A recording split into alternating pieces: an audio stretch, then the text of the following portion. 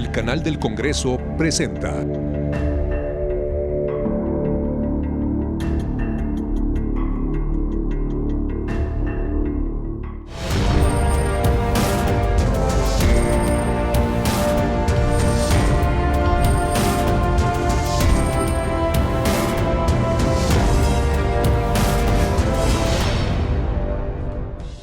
Bienvenidas y bienvenidos a Cámara Alta. Soy Paulina Usigli y los invito a que me acompañen a revisar algunos de los temas más relevantes de la agenda del Senado de la República. Prevenir y erradicar la violencia en el noviazgo desde las etapas más tempranas, por ejemplo la secundaria, es una asignatura que debe estar presente tanto en casa como en las aulas. Y es que se dice que las y los jóvenes que han aprendido patrones de comportamiento positivos durante la infancia y a través de la familia establecerán una relación respetuosa y tolerante con su pareja. De ahí el llamado a la SEP desde la Cámara Alta para que se implementen estrategias al respecto. Las conductas que fueron detonantes para mí para darme cuenta que estaba dentro de una relación violenta fueron los celos, la manipulación, una manipulación constante de si tú me dejas yo hasta me podrá quitar la vida o no puedes hablar con tal persona, pero a veces uno no se da cuenta que cae dentro de esto porque vive enamorado, vive en una ilusión. Tanto de su parte como de mi parte había como ciertas actitudes como muy violentas psicológicamente, no físicas, nunca se llegó a lo físico, pero sí psicológicamente. Me pedía el celular, me pedía que a cada rato que revisar mi celular, por ejemplo. Estos son los testimonios de dos personas que siendo adolescentes experimentaron violencia en el noviazgo, un tipo de agresión que sufre un tercio de las y los jóvenes en el mundo según la OMS. La violencia de pareja puede ocurrir desde muy temprana edad. A los 13 años la comencé y duré con esta persona aproximadamente 8 años. Y considero que en algún punto se tornó violenta. Yo creo que desde el último año de primaria, que es cuando ya empiezan a tener sus relaciones afectivas, empieza a surgir. Esta violencia entre menores de edad llamó la atención en el Senado, donde una legisladora propuso pedir a la Secretaría de Educación Pública que se implemente una estrategia nacional para que estudiantes de secundaria y prepa aprendan a identificar y prevenir agresiones en el noviazgo. Y que la base está en la escuela. Y se los digo yo, porque fui maestra de grupo, frente a grupo durante 31 años. Yo estudié en una escuela privada como tal y pues realmente no me dieron lo suficiente. Me dieron una que otra clase, por ejemplo, donde se veía la vida profesional, ¿no? Te preparaban para la vida profesional, pero nunca para ese tipo de cosas. Aunque actualmente en las escuelas se enseñan el llamado círculo de la violencia y la autoestima, las horas estipuladas para estos temas parecen no ser suficientes. He platicado con muchos jóvenes y ellos me comentan, tengo miedo de que no vuelva a tener otro novio, ¿no? Tan chiquitos, yo he dado segundo y tercer grado de secundaria y tienen miedo a perder. Y no se dan cuenta que a veces el quitarte a esa persona de al lado es ganar. Trabajando, ¿no? Que reconozcan los tipos de violencia, cómo se manifiestan, el que vean que lo que ellos creen normal no es una conducta normal, es una conducta de una persona violenta. Mamás y papás también tienen un rol fundamental a la hora de enseñar relaciones sanas. Mis papás no sabían cómo darme apoyo porque a ellos tampoco les enseñaron esto, ni en la escuela ni en ningún lado. Realmente es el triángulo invertido, donde papá y mamá les están enseñando o están viviendo en un contexto de agresividad, de violencia, y ellos están transmitiendo o copiando las mismas conductas. La propuesta del Senado para frenar la violencia en el noviazgo con ayuda de la SEP fue enviada a la Comisión de Educación en la Cámara Alta. Por lo pronto, quienes están frente a alumnas y alumnos consideran que reforzar la formación cívica y ética es fundamental. Ojalá mi voz sea escuchada e incrementen, en verdad, las horas de formación cívica. Hace falta, no porque se vean primero, en segundo y en tercero, 2 horas, vaya a haber cambios. En el 2017 ya no se maneja el tema de relaciones del noviazgo, ¿no? O de relaciones afectivas. Ya se maneja de manera muy general dentro de la igualdad de género y equidad.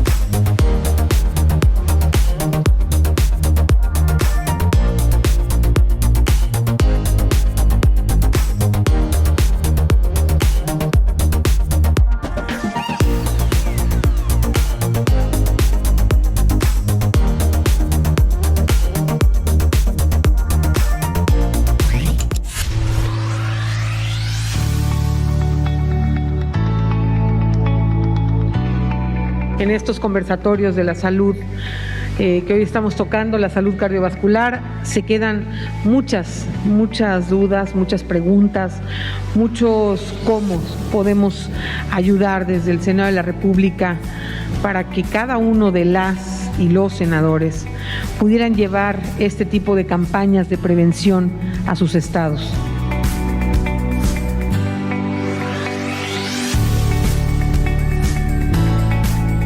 Tenemos que fomentar la educación en los factores de riesgo, en el estilo de vida, en acostumbrarnos a tener atención médica todos, porque las cardiopatías pueden ser desde los bebés, pueden ser desde la mujer embarazada en su bebé que está esperando, y puede ser a cualquier etapa de la vida, y en todas y cada una de estas cardiopatías, entre más temprano identifiquemos lo que pasa, pues creo que vamos a lograr mejores resultados. Hay mucho que podemos hacer, las sociedades médicas tenemos mucho, y creo que tenemos que tener una estrecha comunicación con los tomadores de decisiones para estos fines.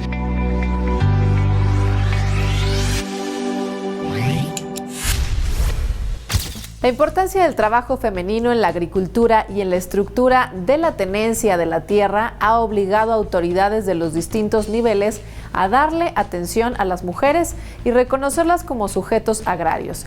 Y es que si bien desde 1971 se le concedió a la mujer la posibilidad de ser titular de derechos agrarios en igual condición que los varones, en la práctica es muy distinto, pues por lo regular cuando el hombre emigra en busca de mejores condiciones de vida, deja a la mujer sin dinero, sin títulos de propiedad y sin posibilidades de ejercer sus derechos agrarios.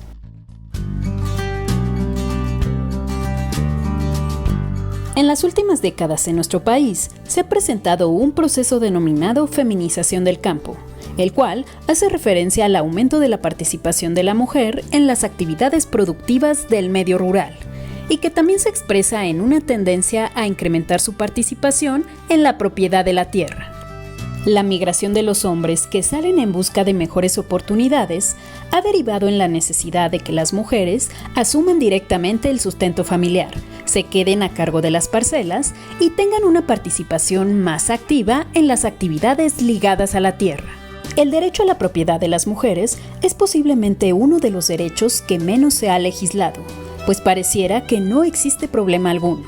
Sin embargo, en muchas comunidades se rigen por usos y costumbres que impiden a las mujeres el acceso a la tierra, a la propiedad y al disfrute de los derechos conexos como el derecho a la herencia. Se tiene que privilegiar a la mujer en la certeza en la tenencia de la tierra independientemente del titular. La mujer como madre de familia, la mujer como campesina, la mujer como sujeto de derechos agrarios, la mujer como parte de la articulación de la familia campesina. Ante esta apremiante necesidad, la Comisión de Reforma Agraria aprobó por unanimidad un proyecto de decreto para reconocer los derechos de las mujeres como sujetos agrarios en igualdad de condiciones que los ejidatarios del género opuesto. El dictamen busca reformar los artículos 17 y 18 de la Ley Agraria a fin de que los ejidatarios puedan designar a uno de sus hijos o hijas como sucesores de los derechos ejidales. Para ello bastará formular una lista de sucesión en la que consten los nombres de las personas y el orden de preferencia para la adjudicación. El simple hecho de agregar la palabra hijos o hijas creo que va dejando claro la posibilidad de que las mujeres puedan ser herederas de estos derechos agrarios. Además, los legisladores coincidieron en que es fundamental diseñar políticas públicas que mejoren los sistemas educativos y promuevan la equidad de género entre los integrantes de las comunidades agrarias, para que de esta forma logremos tener un México más justo y más equitativo.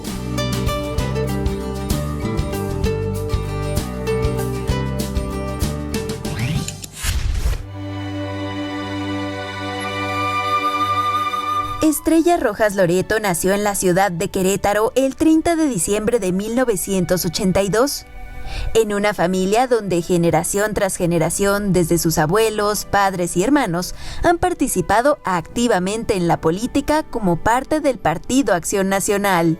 Con este ejemplo de participación en casa, al cumplir la mayoría de edad, Estrella se afilió al blanquiazul y fue secretaria estatal del juvenil entre 2008 y 2010. Por aquellos años se graduó como licenciada en Derecho por la Universidad Autónoma de Querétaro y conoció a su futuro esposo José Báez Guerrero, con quien compartiría la dicha de ser mamá de 2 niñas. En años recientes aspiró a una diputación como candidata suplente de Arturo Maximiliano García.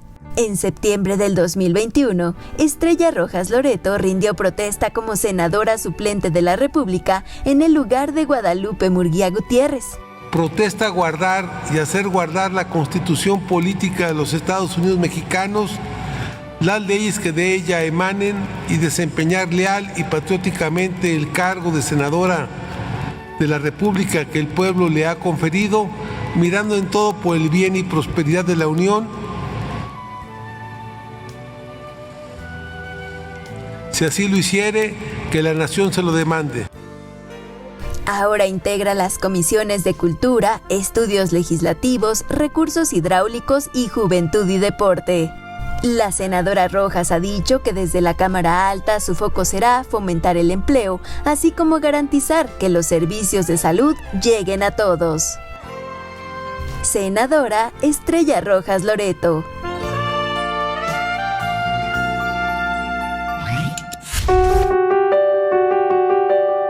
Nacido en la Ciudad de México el 7 de agosto de 1827, José María Arteaga Magallanes fue un destacado militar y político mexicano que combatió en la guerra contra Estados Unidos, la Guerra de Reforma y en la Intervención Francesa.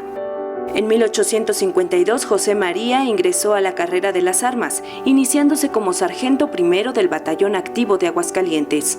Para 1854 ya tenía el puesto de capitán y bajo las órdenes del conservador Félix Zuluaga, combatió como adversario del Plan de Ayutla en el estado de Guerrero.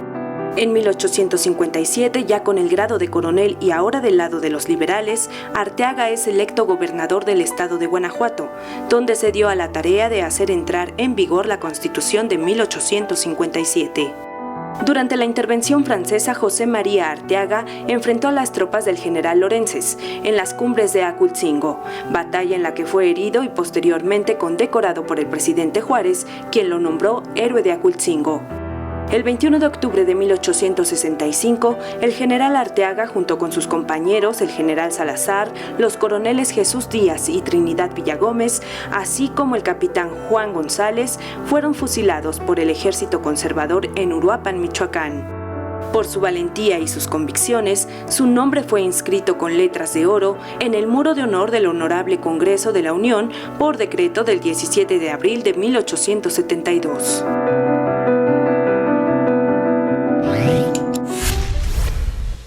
Las madres que presentan depresión perinatal o de posparto experimentan sentimientos de extrema tristeza, ansiedad y fatiga que pueden dificultar que realicen sus tareas diarias, incluidos el autocuidado o el cuidado de los propios hijos. Existen incluso casos muy graves de depresión que puede inducir a la psicosis posparto, que es en sí una emergencia médica. De ahí la importancia de la reforma propuesta y aprobada por la Cámara Alta, de la cual les cuento a continuación. Una de las etapas más hermosas que vive una mujer son los 9 meses de embarazo, periodo en el que todo el cuerpo cambia y es capaz de abrirle paso a una nueva vida. Sin embargo, una de las cosas en las que también hay que tener cuidado es en la salud mental durante esta etapa. A nivel psicológico hay muchísimos cambios, ¿no? Sabemos que pues cambia la percepción de la mujer y la idea que tiene de sí misma, la percepción de su sentido de ser mujer, todo lo que implica convertirse en madre y las exigencias que ser madre le va a exigir, ¿no? Valga la redundancia. Todo esto en psicología tiene que ver con cambios de identidad del sentido de sí misma, del autoconcepto, de la autoestima, de sensaciones de valía y de lo que implica, como decíamos, convertirse en madre. La depresión y la ansiedad constituyen los problemas mentales más frecuentes durante el embarazo. Se calcula que entre 10 y 15 de cada 100 mujeres embarazadas lo padecen. Es muy relevante en la mujer todas las representaciones mentales asociadas con lo que implica tener un hijo por qué, un hijo para qué, un hijo en qué momento de la vida, en qué momento y etapa de la vida planea o no planea, porque muchas mujeres no planean el embarazo, es otra dificultad que puede presentarse. Si el hijo va a estar dentro de una estructura de relación de pareja, si la pareja o la relación de pareja puede llegar a cambiar. Es por eso que el Senado aprobó por unanimidad reformar y adicionar diversas disposiciones a la Ley General de Salud en lo que se refiere a la atención materno-infantil. El proyecto tiene como objetivo establecer la atención médica integral de la mujer en el embarazo, el parto y el puerperio, por lo que se propone que la atención materno-infantil comprenda la salud emocional y mental para la prevención, detección y atención de trastornos mentales durante el embarazo y el periodo postparto. La depresión que experimentan las mujeres después de dar a luz es un problema de salud pública. En el caso de México, afecta a más del 50% de las madres durante los primeros 4 meses posteriores al parto y en caso de no recibir asistencia adecuada, puede llevar a consecuencias mortales para la madre y su bebé. Una porción menor llegan a desarrollar depresión posparto, que es un componente ya con una serie de elementos tanto en lo biológico como en la experiencia de lo que es el fin del embarazo y que eventualmente puede requerir un poco más de tiempo para adaptarse y recuperarse de la emocionalidad experimentada. La maternidad es un proceso complejo y único que requiere de atención especial, pues de ello depende la salud física y mental de las mujeres y de las vidas que llevan dentro. Es frecuente que la mujer dude de sus decisiones, dude de sí misma, dude de lo que le está pasando, y cuando muchas veces la sociedad, las personas, nuestros más allegados nos dicen no te sientas así, no te vivas culpable, no te sientas triste, no llores por esto, o estás exagerando, o no deberías de sentirte de cierta manera, eso más bien se convierte en una complicación para la mujer.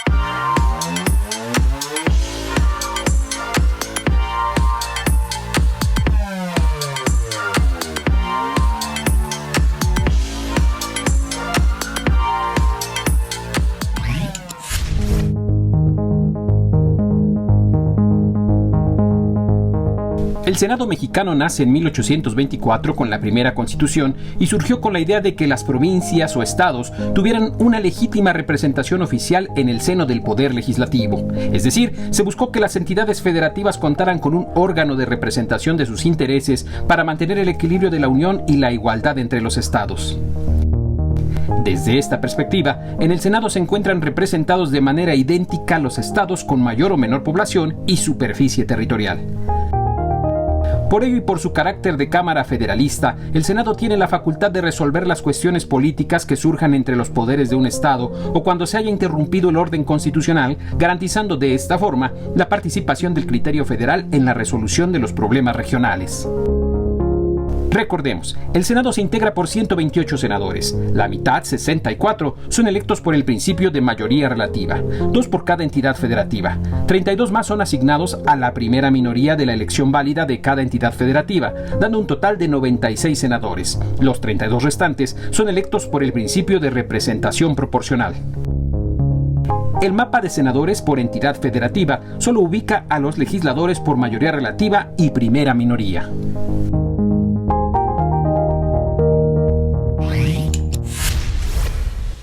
Como recién escuchamos, el principio de representación territorial establece que cada estado cuente con 4 senadoras y o senadores en igualdad de condiciones. Hoy en día, sin embargo, Nayarit solo tiene 3 representantes debido a que el senador con licencia Miguel Ángel Navarro Quintero asumió la gubernatura de aquel estado a principios del mes de septiembre. ¿Por qué no entró en funciones el senador suplente? ¿Y qué ordenó el Pleno para subsanar esta vacante? Les contamos a continuación. Por medio de la presente, le envío mi más cordial saludo y aprovecho el mérito para comunicar a usted que con fecha 19 de septiembre de 2021 asumí el cargo de gobernador constitucional del estado de Nayarit para el periodo 2021-2027. Por lo tanto, y con fundamento en lo dispuesto por el artículo 125 de la Constitución Política de los Estados Unidos Mexicanos y en la fracción cuarta del artículo 15 del Reglamento del Senado de la República, hago de su conocimiento que he decidido optar por el cargo de gobernador para el que fui electo.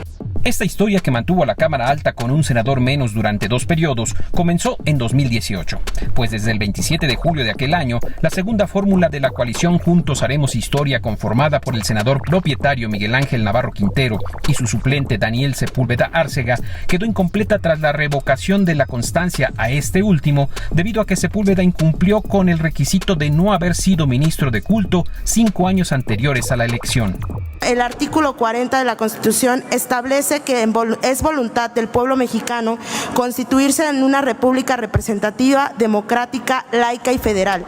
Desde que el Senado autorizó la licencia del senador Navarro Quintero el 19 de noviembre de 2020, el escaño se quedó acéfalo por la ausencia de suplente, y aunque en marzo pasado se aprobó un decreto para convocar a elecciones extraordinarias para cubrir la vacante de la senaduría, el Tribunal Electoral del Poder Judicial de la Federación resolvió cancelar las elecciones previstas para el 6 de junio pasado.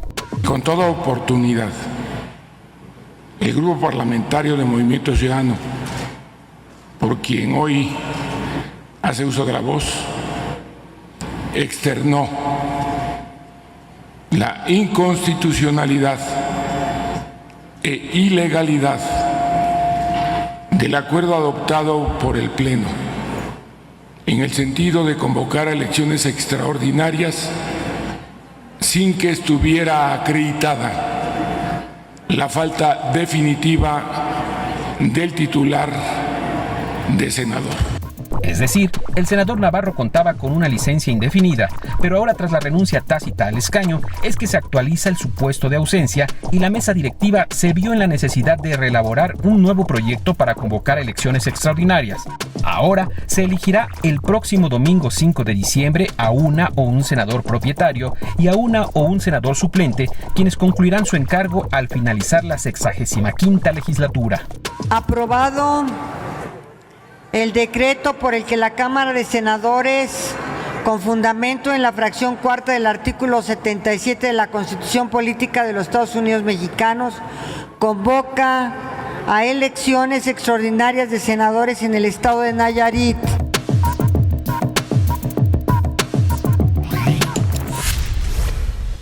De esta forma llegamos al final de la presente emisión de este programa. No me resta más que agradecer su atención e invitarlos a que nos acompañen durante la siguiente entrega de Cámara Alta. Comentarios, sugerencias y aclaraciones, por favor, a través de los distintos medios de contacto que ponemos a su disposición en esta pantalla. Por favor, síganse cuidando con todas las medidas de prevención anti-COVID y mientras nos volvemos a encontrar a través de este medio, pásenla excelente. Hasta la próxima.